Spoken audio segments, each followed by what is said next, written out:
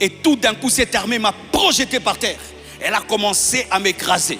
Et elle n'écrasait que ma poitrine. Elle écrasait ma poitrine. Elle écrasait. Je me suis rendu compte que c'était Jésus. Je ne pouvais parler tellement j'étais paralysé par cette puissance.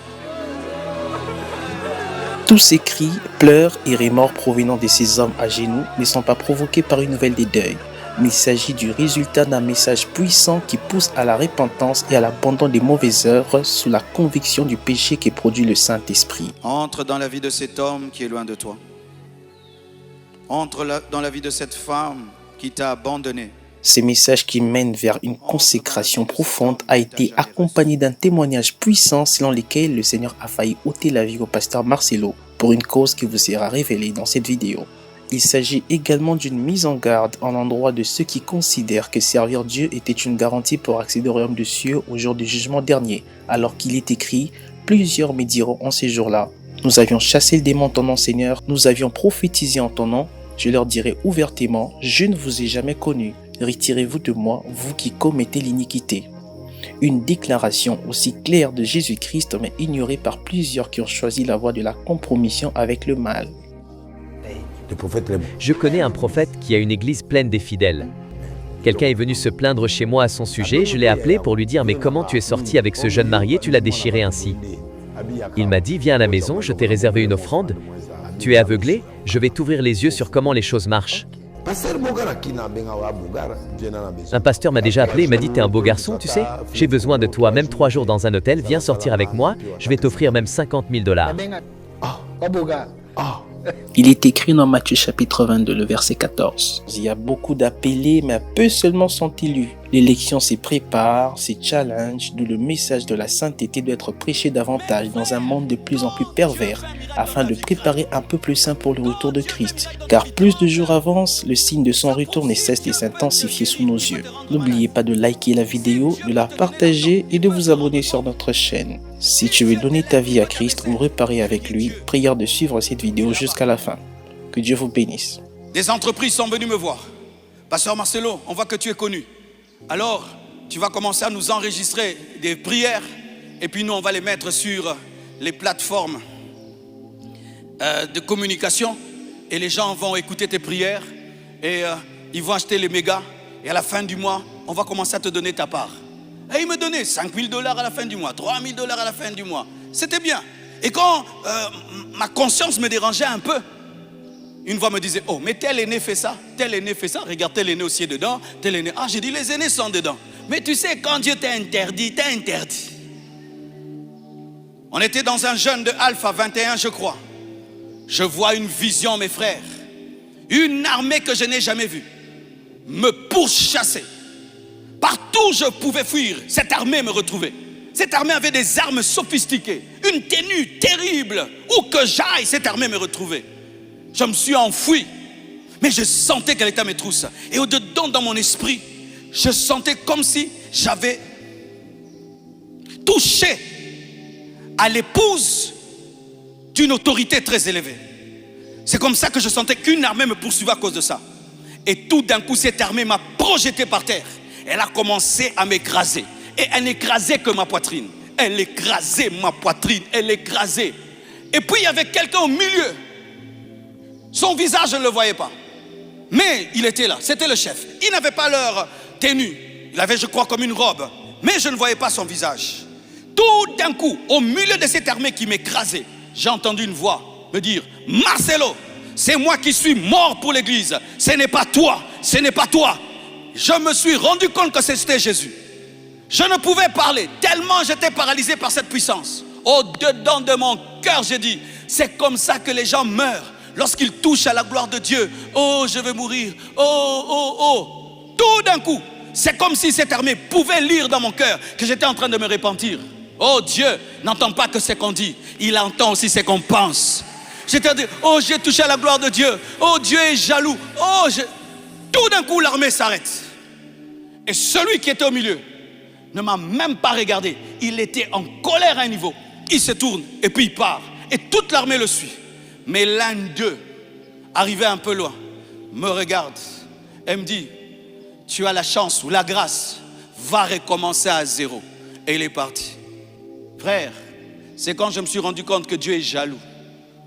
Quand l'église t'acclame, ce n'est pas ton église. Hein. Quand tu as du succès ici, oublie vite, hein, ce n'est pas pour toi. Les gens acclament pour Jésus. Les gens viennent pour Jésus. Les gens ne viennent pas pour ton beau visage ou ton beau français. Non, les gens viennent pour Jésus. Et quand tu commences à l'oublier, le propriétaire de l'église va te remettre à ta place. Pendant plus d'un mois, je sentais cette armée invisible autour de moi. De sorte que quand quelqu'un s'agenouillait pour que je prie pour lui, moi aussi je m'agenouillais. Et j'ai appelé ces entreprises. J'ai dit, je rends le contrat. Ils m'ont dit, mais tu es fou? Mais tu parles seulement. J'ai dit non, je rends le contrat, je rends les contrats, je rends les contrats. Il y avait des panneaux de moi dans la ville. On disait, appelle ce numéro. Et puis tu entends la prière de Marcelo. On a tout enlevé et j'ai eu la paix. Frère, quand tu pries, va en profondeur. Tu peux croire que Dieu ne te reproche rien, mais il te reproche beaucoup. Tu peux croire que Dieu est content de toi, mais parce que tu es seulement à un niveau superficiel, la lumière du soleil ou la lumière des lampes. Mais va dans le niveau du laser. Le laser peut montrer même une saleté d'une semaine. C'est comme ça qu'on a eu des Wesley, des Finet, des hommes comme Verneau. Verneau, une fois, une femme est entrée dans son bureau et lui a dit, pasteur, j'aime beaucoup ta boucle, la boucle de ta ceinture. Il avait vraiment une belle ceinture, hein. C'était une boucle en ivoire, c'était trop beau. Et la femme lui a dit, pasteur, j'ai aimé, tu as une belle boucle. Il a dit, ma fille, tu as regardé ici. Il a pleuré.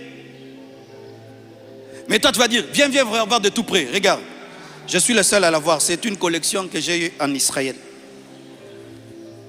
David touche seulement le pan de la robe de Saoul. Son cœur commence à trembler. Son cœur commence à trembler. Son cœur commence à trembler.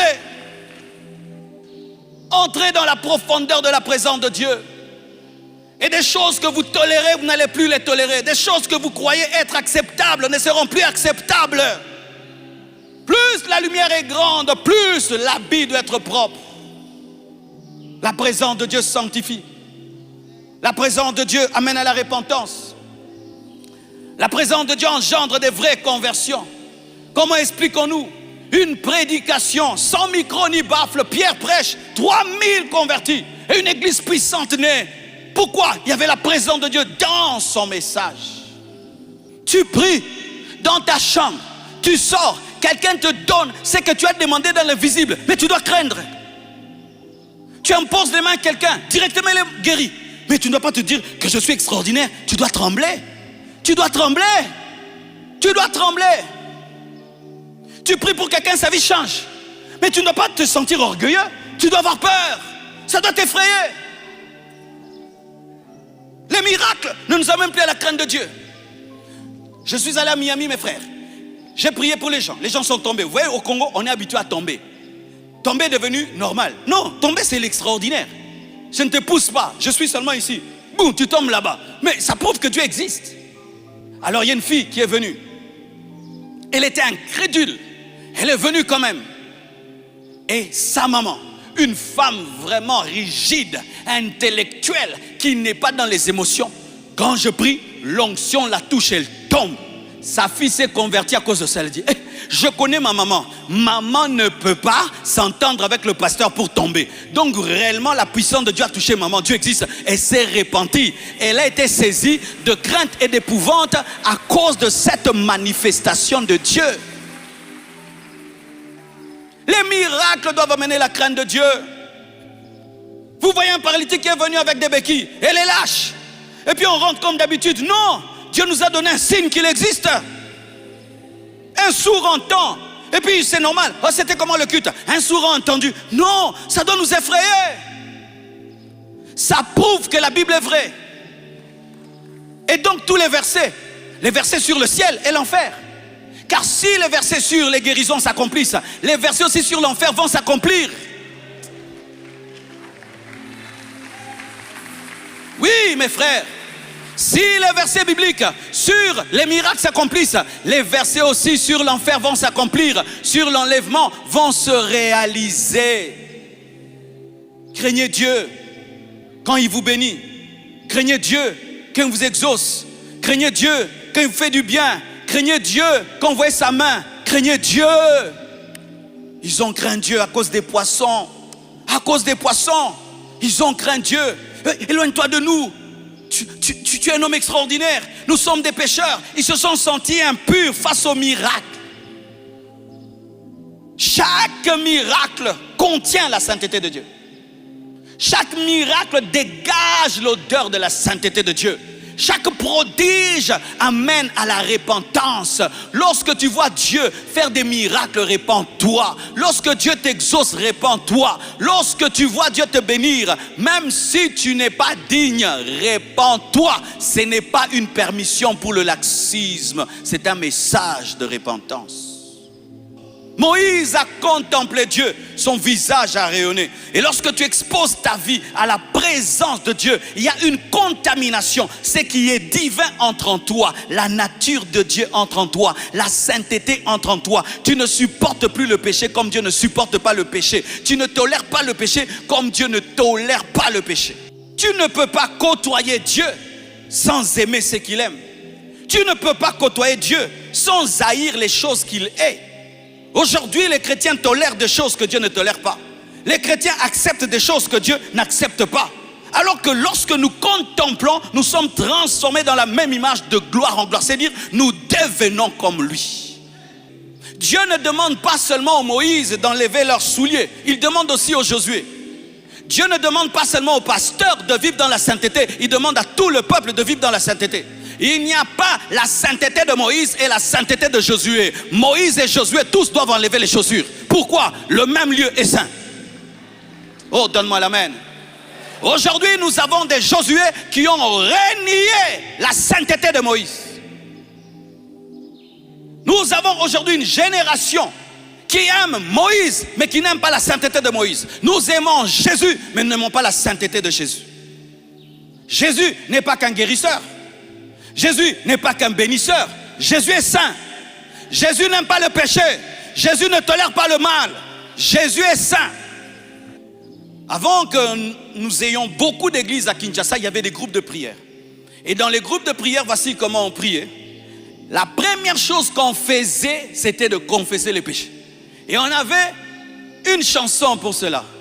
Namasumu nasalaki limbisa kolo. Ah, yo sambele kuna. C'était d'abord la confession, n'est-ce pas? Et puis quoi? La plénitude, n'est-ce pas? Après la plénitude, l'adoration. Hein? Après l'adoration, requête. Requête, combat spirituel, on prie pour la parole. Et puis on nous prêche la parole, on se répand encore. On s'est repenté. On s'est repenté. Les églises n'étaient pas belles, mais il y avait la crainte de Dieu. Il y avait la puissance, il y avait la présence. On n'avait pas de piano, on avait des tam-tams. Mais les sorciers étaient paralysés. Pourquoi? Les hommes, avant d'entrer dans la présence de Dieu, enlevaient leurs chaussures. Maintenant, les gens entrent dans l'église.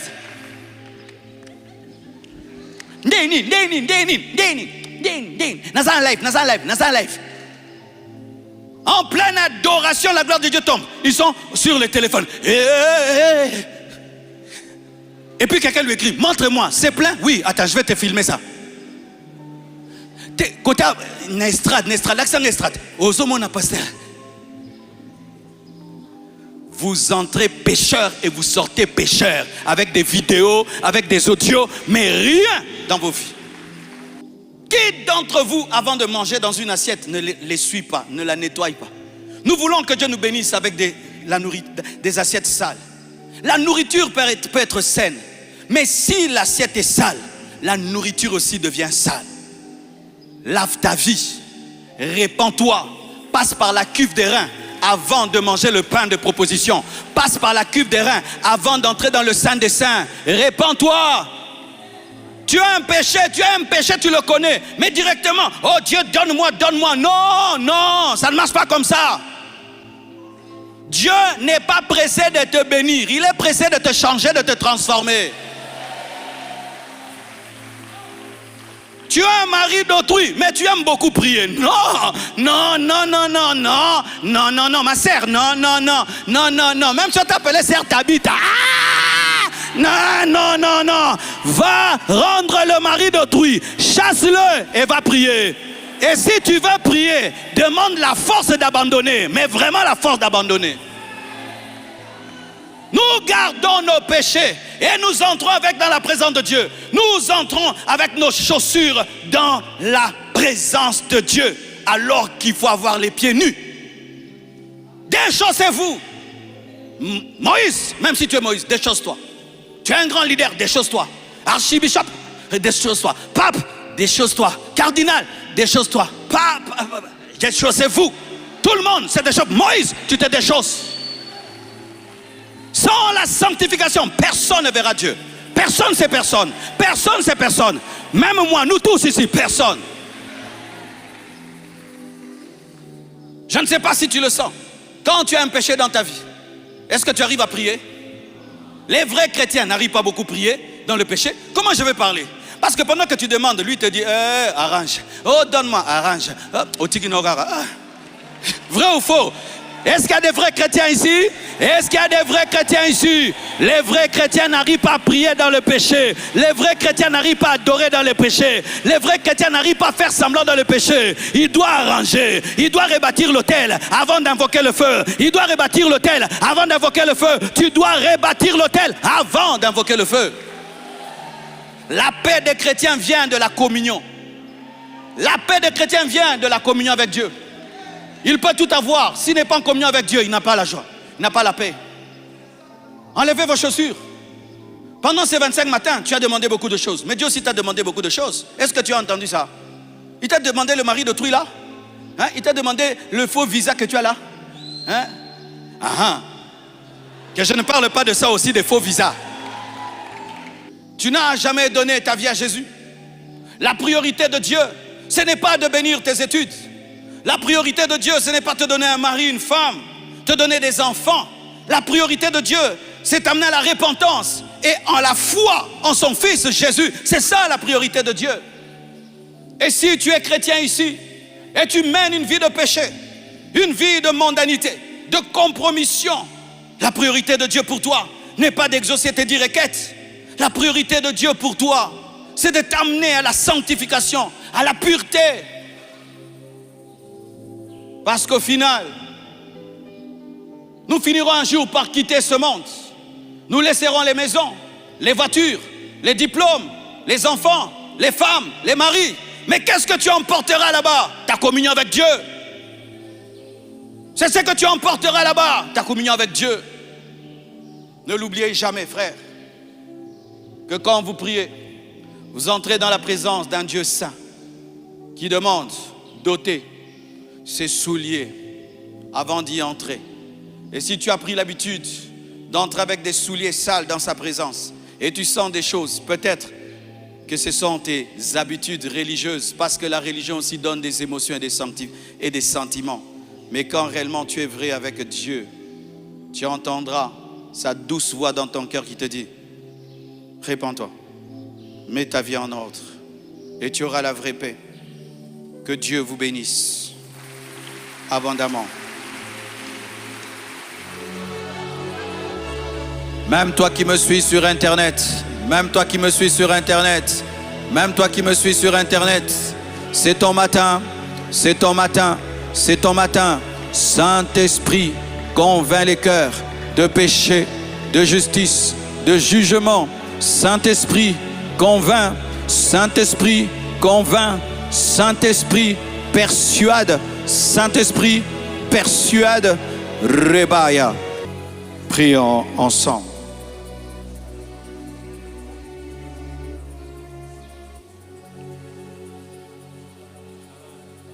Seigneur Dieu, je me suis efforcé par ces faibles mots d'apporter, Seigneur, cet enseignement sur ta présence qui sanctifie. Je demande, Seigneur, que la réalité de ce message soit manifestée dans la vie de quiconque l'a entendu. Que nous ne puissions plus venir dans ta présence seulement pour obtenir des choses, mais également pour te ressembler. Entre dans la vie de cet homme qui est loin de toi. Entre dans la vie de cette femme qui t'a abandonné. Entre dans la vie de cet homme qui ne t'a jamais reçu. Délivre, Seigneur, tous ceux qui sont liés par des vices, par des péchés cachés. Transforme en profondeur par la puissance de ton esprit et de ta parole.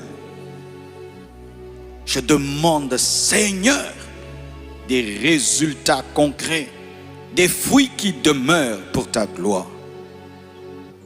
Dis avec moi, Seigneur Jésus, je me donne à toi. Je me livre totalement. Je reconnais mes fautes. Je reconnais mes péchés.